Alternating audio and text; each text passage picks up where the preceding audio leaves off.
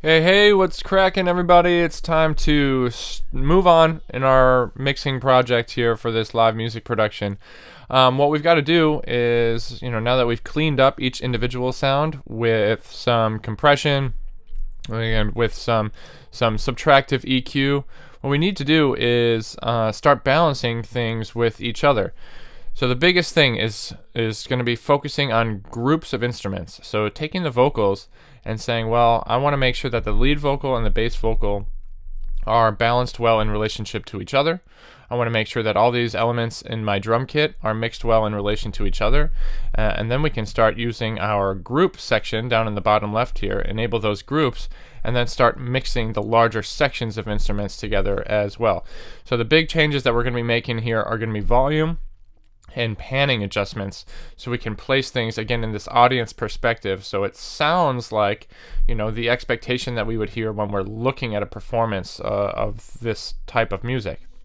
Before I really get going on that, though, I wanted to show you that at the beginning of this tune I've got some count off from the band, so let's listen. See, there's actually a little bit of a chuckle coming from one of the singers here, and there's the 1, 2, 3, 4. I'm going to try to get rid of some of that stuff. But again, I don't really want to mess up the timing of this, so I'm not going to slide all my audio files over in the timeline. I'm just going to eliminate some of that count off stuff. So I'm going to zoom in pretty close here and see if I can pinpoint where those things are. So it sounds like it's coming from the lead vocalist, maybe. Might even be some. Yeah, so I'm just going to eliminate that stuff. And see what we get now, listening from the beginning. So again, I can see the 1, 2, 3, 4. I think I'm just going to go ahead and eliminate all of those things. And again, what you can do is hold Shift and make a selection of many things. And then while I'm still holding Shift, then I'm moving all those things over. So let's hear.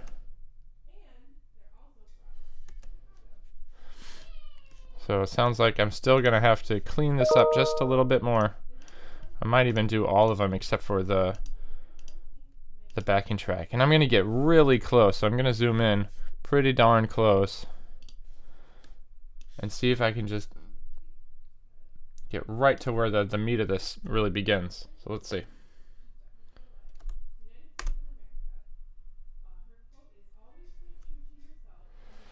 Cool. The other thing that I might do is go back to the beginning and undo what I just did in regards to changing the length of all that stuff, and I might put it really close, but then make sure that it all gets a little bit of a fade. So I'm going to try to fade them all.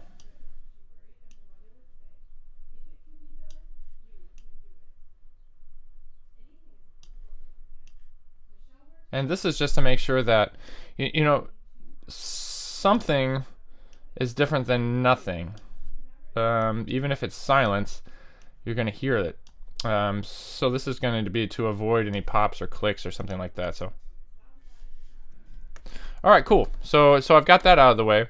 And what I want to do now is switch to the mix window. So Command equals, Control equals on a PC. And I'm looking at all my elements here. I'm going to start by it sounds like the drums might be up first, so let's just solo everything that belongs in the drum category here.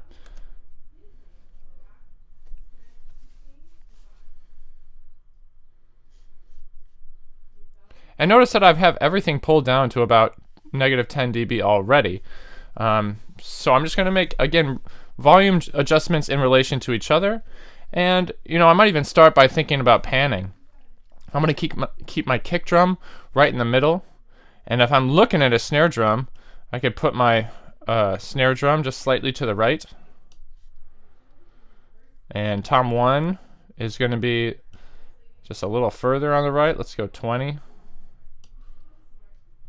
My mid tom is going to be the opposite direction, 20, and the floor tom is going to be even further than the mid tom to the left. Let's go 45. And then here's my overheads. I'm going to put those at like 87, pretty far spread, but just so I can stick the guitar to one side of those eventually. If you find yourself having trouble fine-tuning this adjustment, like I want these to be symmetrical, but it's tough for me, if you hold the shift button, you're able to be a little bit more precise when you're turning those knobs. So this already allows me to hear some major differences and open up some space for these things. Now to me, I'm going to start with the kick drum and sort of base everything else around the kick drum.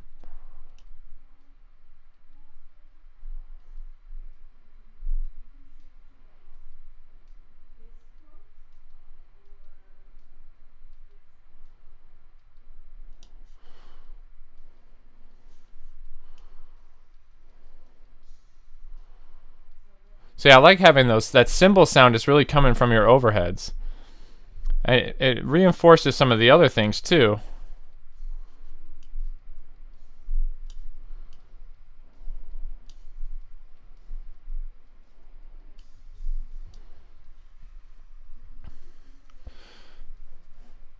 Yeah, so that's sounding pretty cool to me. So, I just made some basic panning adjustments.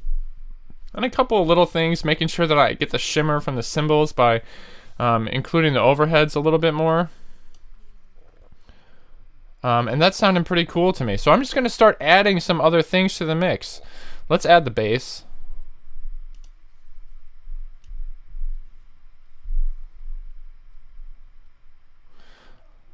This happens to be a particularly bass-heavy section of the song. But I think I really need that low end for this type of genre of music, right? I need some heavy feeling to it. And let's include the guitar now.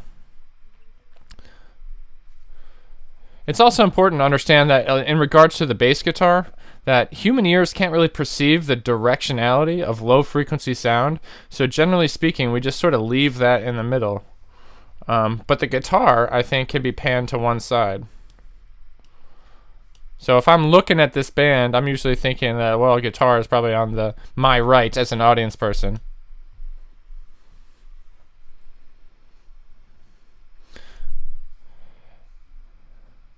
Yeah, it's starting to sound pretty cool, but what I wanted to stop and mention here is that one of the unique things that we can do, because we're the mixer and we have control over things, and I think it might be helpful to look at the song structure, so Command equals to look at the edit window.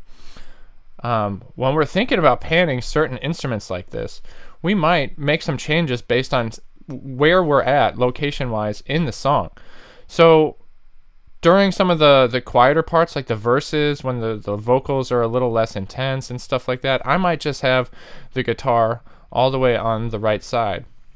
But then when we get to the chorus, what I might do is make a duplicate of the guitar and then pan them both hard left and right, so I have, guitar sounds coming out of both sides just during the intense moments of the chorus.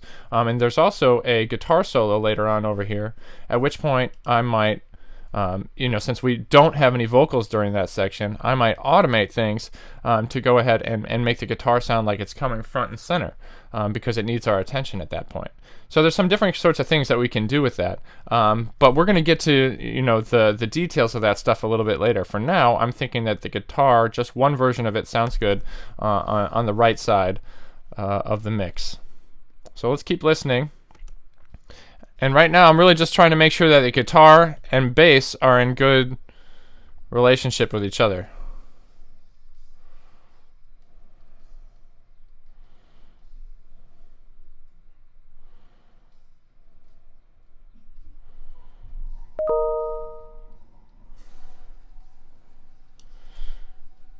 Cool. So I'm going to start adding the vocals in. I'm going to start with the lead and then put the backup vocals from the bass underneath there.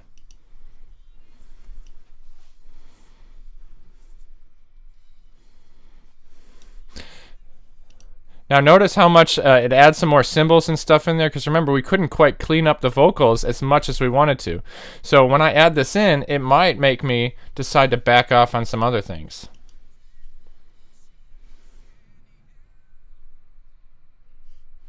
Alright, looks like we're at the end of the song, so I'm going to stop and hit return, or my enter button, to go back to the beginning, and we'll start over again. And we'll wait for the vocals to kick in a little bit.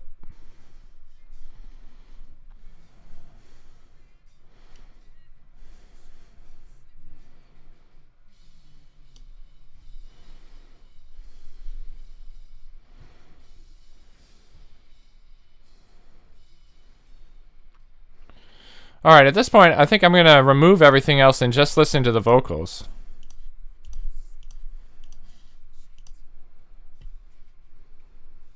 So far, just lead.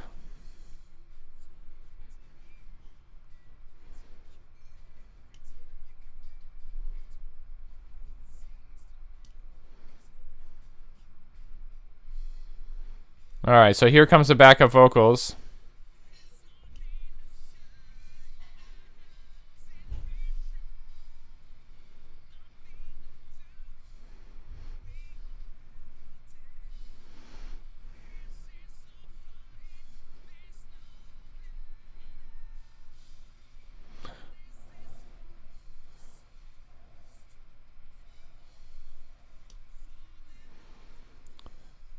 So you can tell that there's sort of some harmony happening there, and I just want to make sure that the lead vocal is the one that's sort of taking priority. And even though, like, you can see that the bass vocals are a little bit higher volume-wise here, but there's a lot more makeup gain happening from the compressor up here.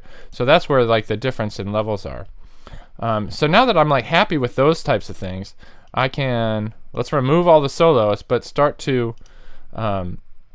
enable my groups. So vocals, drums, and guitar. So I should be able to move everything in relation to each other now.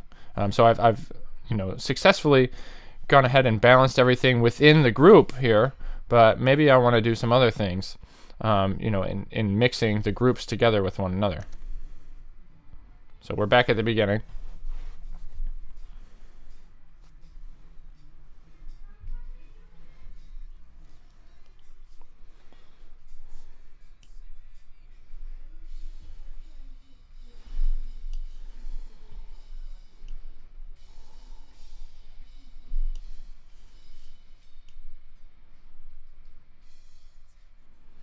So now the cymbals are sounding a little harsh to me.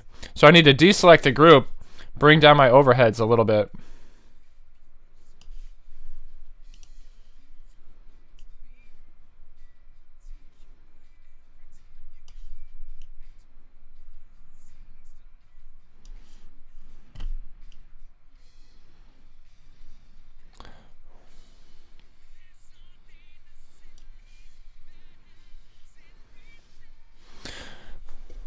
So things are sounding pretty cool, but you can tell over here with my master that I'm not getting close to the top yet, like peaking. And I do want to have dynamic range, but I don't but I want to also maximize volume at a certain level. However, we are going to do a couple of things. We might duplicate some tracks. We might do some parallel processing, which is a more advanced technique that I'd like to get to. So we're probably going to add some more levels to this sort of thing. The one thing that I wanted to do before we're gone, we talked about maybe duplicating the guitar in certain places, and I also wanted to maybe duplicate the bass vocals, and I'll show you why. So if I make a duplicate of this, I can just right-click on this and duplicate the track. And what things do you want to duplicate? Right now I just want to duplicate everything, the same settings and all that kind of stuff. All right, and I do want to make sure that I add it to the vocals group, right? So it's not left out if I'm doing some group things. So I'm going to select all those things again, and I'm going to say Command G for group. Or what I should do is go to vocals and say modify. So right click on that group, and look, it already added it for me, so that's great. What I need to do is change the name maybe. So I'm going to say one is right and left now.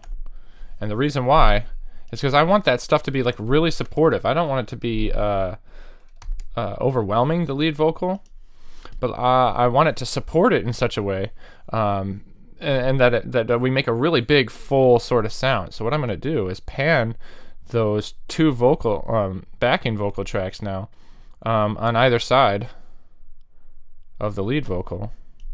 And also looking at where I've panned my drums and stuff, just to give those things some space too. So let's go 15 on either side, if I can get to 15. There. All right, so let's hear how that sounds. And I might need to make an adjustment of how loud these are, since there's going to be two of them now. I'm going to go back to the edit window so I can find like the chorus when they're both singing. All right. Looks like I made a selection instead of just putting the cursor there.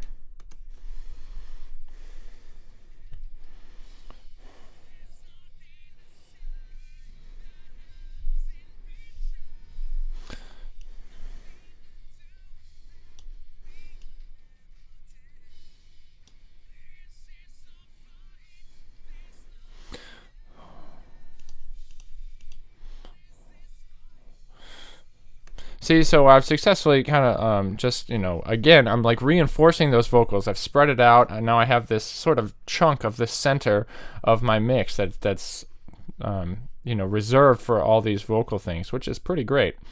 I think I'll get to duplicating the guitar at another time because I want to be able to show you the automation portion of that sort of thing. So what you need to be doing is going through, and again, you're going to start mixing things in relation to the group that they belong in. So mixing the drums in relation to all the other drums, mixing the guitars in relation to the other guitars and vocals, and so on, like that. And then we're going to be able to go and mix through the larger groups of things. So happy mixing. Don't forget to read my announcements, watch the other videos, and don't forget to also, maybe this weekend, if you're keeping up with this, take a little break from this so you can clear your mind from this 7 Past Sunset stuff and come back with more objectivity a little bit next week. Have a great weekend. Thanks a lot.